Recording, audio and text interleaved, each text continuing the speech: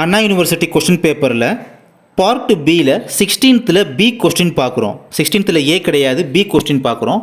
Calculate the current in 20 ohm resistor using Thevenin theorem for using the circuit shown in figure 17 and verify the results using Norton theorem. ஓகேங்களா, இதுதான் question. இதில் பார்த்தீங்கன்னா first சென்டென்ஸை பாருங்கள். இந்த 4 lines இருக்குது பார்த்தீங்கன்னா, ஃபஸ்ட் அந்த லைனை பாருங்கள்.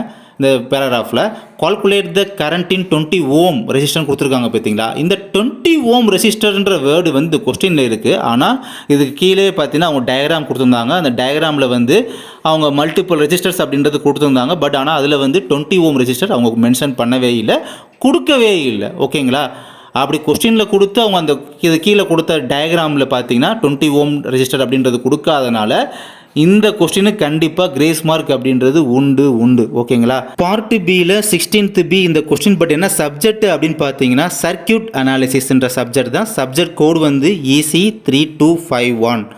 நவம்பர் டிசம்பர் 2024 செமஸ்டர் எக்ஸாமினேஷனுக்கான கிரேஸ் மார்க் தான் இது. இது அண்ணா யூனிவர்சிட்டி நான் அட்டானமஸ் அஃபிலியேட்டட் இன்ஜினியரிங் காலேஜஸுக்கு இப்போ நான் சொன்ன விஷயம் சூட்டபிள் ஆகும். தேங்க்யூ.